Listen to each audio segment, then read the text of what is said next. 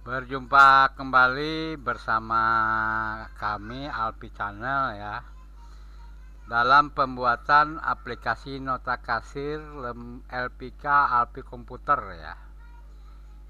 Jadi saat kita mengaktifkan file aplikasinya ya, yang kita buat kemarin, sudah muncul menu utamanya seperti ini ya, karena kita sudah mengaktifkan di project PBA nya kemarin ya. This workbook-nya itu menu utama show ya.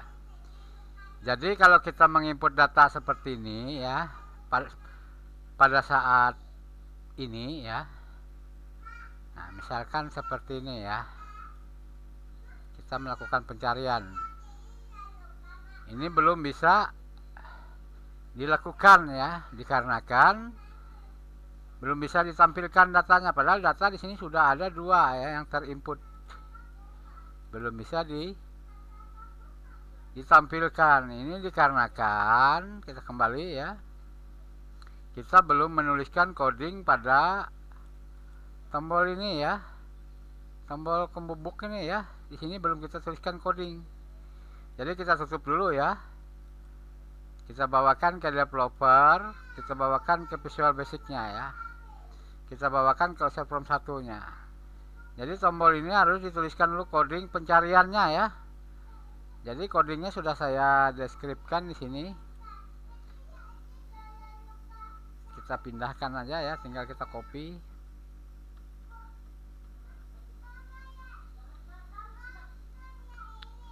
Nah, ini pencarian data ya.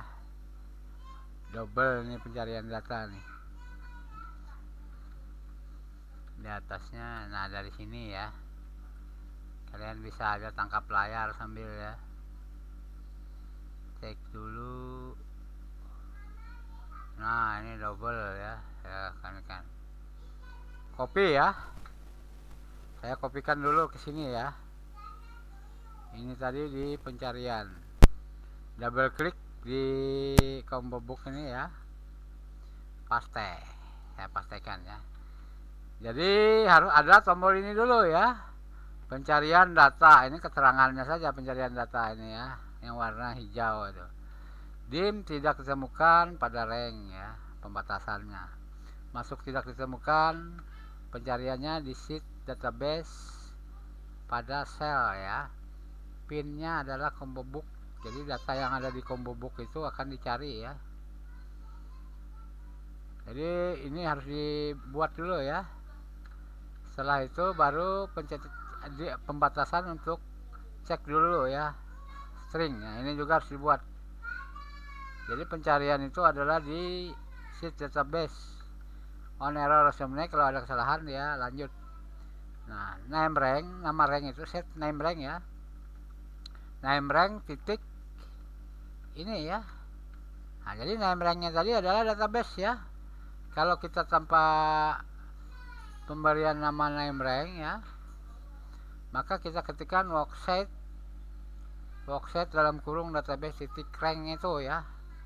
Kemudian di sininya titik flow. Nah, ini logika ya. Jika textbook 1 kosong, yang lain kosong juga ya. Kembali ke combo book 1. Kursornya aktif. Pencarian berdasarkan data combo book 1 ya. Di ketikanya seperti ini ya, login ya. Login. Matches-nya file ya. Jadi nanti data yang ada di database itu akan ditampilkan di kolom pertama itu. Dari kolom pertama itu untuk textbooknya ya. Dari kolom kedua, jadi gini ya. Yang terpenting itu kalian bisa memahami, kalau di depan diketikkan textbook, combo book, label, berarti datanya untuk di user from-nya ya. Kalau di belakangnya berarti datanya untuk di sheet database-nya ya, gitu ya. Artinya sumber datanya dari kolom ini untuk tampilan nanti di sini. Tampilan di user from-nya ya. Nah ini mouse-nya ada aktif nih, saya cabut dulu anunya ya, pindah-pindahkan dulu dimana dia mau aktif. Nah ini aktif sudah ya, gitu ya. Jadi harus kalian pahami kalau dia di depan ini ya, untuk data yang ditampilkan seperti ini kitarannya. Nah untuk data yang ditampilkan di dalam textbook combo book ya. Tapi kalau dia di ini ya, di belakang ya, ini habis ini berarti datanya itu untuk yang ada di sini, untuk memasukkan data ke sini ya. Seperti contohnya tombol input kemarin ya. Nah ini kan di belakang, di sini dia ya, berarti datanya dimasukkan ke database. Pengertiannya seperti itu ya. Itu yang paling penting kalian pahami. Sedangkan ininya baku saja sifatnya ya. Seperti halnya ini label 1, berarti label 1 ini untuk mengisi combo book 1 ya. Maksudnya dari combo book 1 diisi ke label 1 ya, user from ini. Ini kan saat kita tampilkan seperti ini dia ya.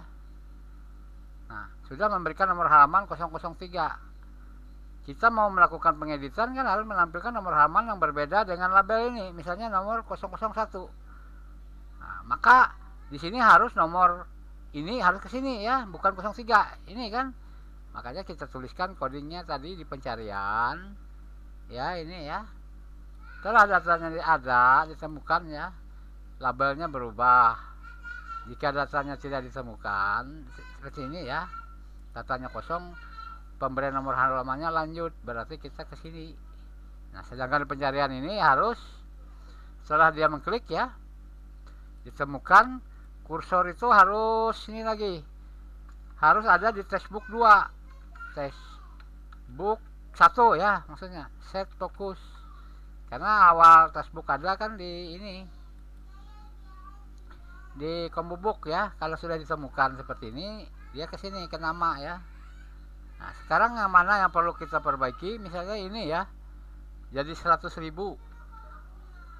perlu diperbaiki ya. Kita tekan tombol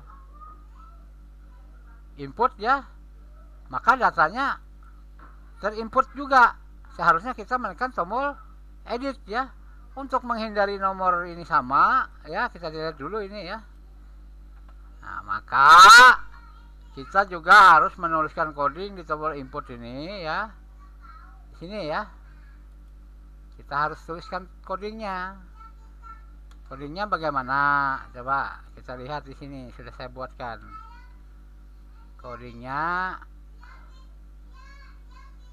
Bukan seperti ini codingnya ya, ini salah ini nih. Nah, jadi codingnya itu pencarian ya, habis pencarian. Jadi habis pencarian ini, ini ya, ini kan pencarian ya. Di sini nanti kita letakkan kodenya di bawah ini ya, di sini. Kita kasih keterangan aja karena waktu kita ini mepet ya, hampir selesai ya. Karena durasinya hanya 10 menit. Keterangan kita kutip ya.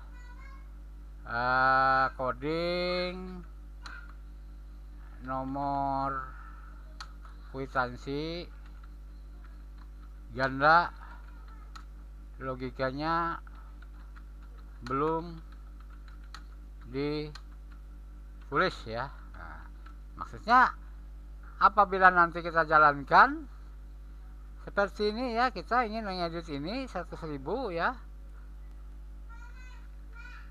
tapi seharusnya kita menekan tombol edit kan bisa berubah ya, bisa teredit ya. Kalau tombol editnya sudah dibuat, ini belum ya, baru pencarian. Nah, tapi kita lupa mengklik tombol input,